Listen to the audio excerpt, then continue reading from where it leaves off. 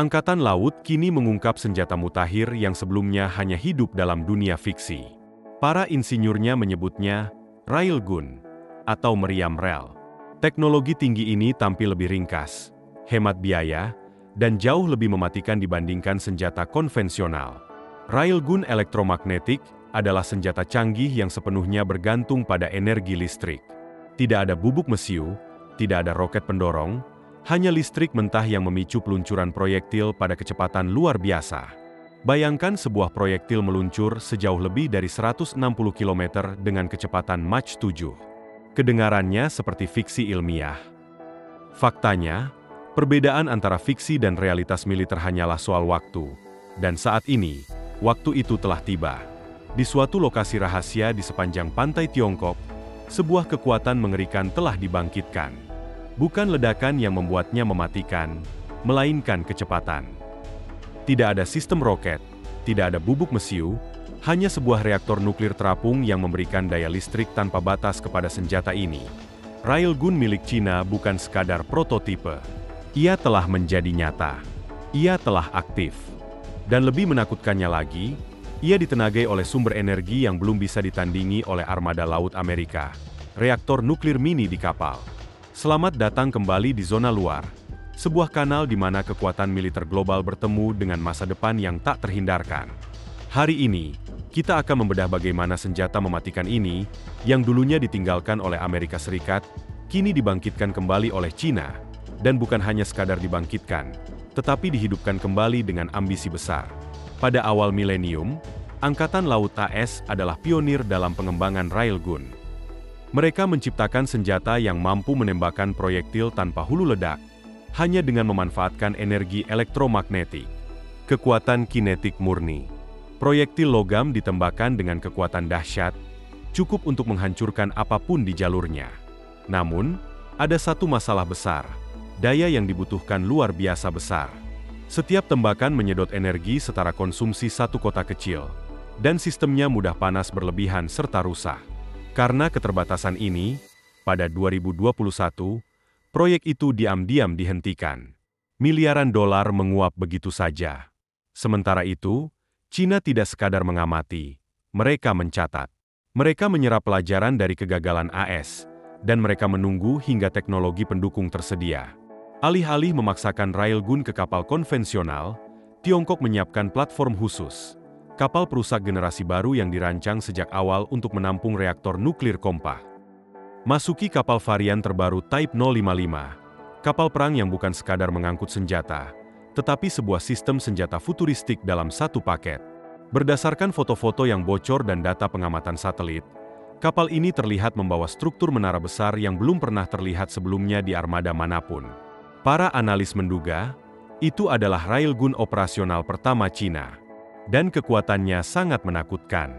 Berkat sumber daya nuklir onboard, senjata ini mampu menembakkan proyektil kecepatan tinggi beberapa kali dalam 1 menit. Tidak perlu bubuk mesiu, tidak perlu pengisian bahan bakar. Hanya peluru logam dan listrik. Setiap tembakan hanya menelan biaya sekitar $50.000. Bandingkan dengan rudal yang harganya bisa mencapai $1 juta per unit. Bagaimana cara kerjanya? Railgun menembakkan proyektil dengan menciptakan medan magnet antara dua rel logam konduktif. Arus listrik besar dialirkan melalui rel dan peluncur logam, armature, menciptakan gaya Lorentz yang mendorong proyektil dengan kecepatan ekstrim, Mach 6 hingga Mach 7, atau sekitar 8.500–9.300 km per jam. Tidak ada bahan peledak. Kerusakan ditimbulkan sepenuhnya oleh kecepatan. Peluru tidak meledak. Hanya menghancurkan target melalui energi kinetik murni. Bayangkan peluru tungsten sebesar botol susu yang melaju seperti kilat, menembus lapisan baja kapal dari jarak 200 km. Kini, dengan kemajuan dalam AI dan aerodinamika, proyektil tersebut bahkan dapat sedikit mengubah arah di tengah penerbangan, memungkinkan koreksi trajektori untuk akurasi tinggi dalam jangkauan jauh. Kini, bisa dikatakan bahwa Cina telah menciptakan monster di lautan. Alat perang yang dapat membalikan arah pertempuran laut. Misalnya, bayangkan skenario di tahun 2027. Ketegangan di Laut Cina Selatan mencapai puncaknya. Gugus tempur kapal induk Amerika mendekat sejauh 300 mil laut dari wilayah sengketa. Tiba-tiba, dari Pulau Hainan, sebuah kapal perang Cina bergerak cepat. Ia membawa railgun aktif. Target terkunci. Dan kemudian, sunyi. Tidak ada asap peluncuran. Tidak ada suara ledakan. Hanya kilatan cahaya. Dalam hitungan detik, proyektil pertama menghancurkan radar utama kapal penjelajah HS, melumpuhkan sistem pertahanan Aegis. Serangan kedua menyusul, merobohkan peluncur rudal vertikal kapal perusak sebelum bisa membalas. Yang ketiga menghantam dek penerbangan fregat pengawal. Semua itu terjadi sebelum satu pun rudal Amerika sempat diluncurkan. Jet tempur bahkan belum mengudara. Di pertempuran jenis ini, siapa yang menembak lebih dulu, hampir pasti menang. Situasi ini bukan sekadar imajinasi. Ini adalah transformasi strategis besar. Railgun secara teknis mampu membuat sistem pertahanan rudal konvensional menjadi ketinggalan zaman. Sistem seperti SM-6 dan Chiwus dirancang untuk menghentikan rudal konvensional, bukan proyektil kecil yang bergerak hampir secepat kilat. Senjata rail terlalu cepat, terlalu kecil, dan terlalu sulit dideteksi radar. Satu-satunya cara untuk menanggulangi ancaman ini adalah menghancurkan peluncurnya sebelum menembak. Tapi dengan kapal siluman dan desain radar rendah seperti katamaran futuristik Cina, upaya itu menjadi seperti mencari jarum di lautan luas. Di wilayah Pasifik yang membentang ribuan kilometer, siapa yang memiliki strategi dan pengintaian yang lebih cerdas akan keluar sebagai pemenang. Dan jangan lupa satu hal terpenting, kekuatan yang menghidupkannya. Reaktor nuklir mini memungkinkan kapal ini bergerak bebas dan terus mengisi daya senjata relnya.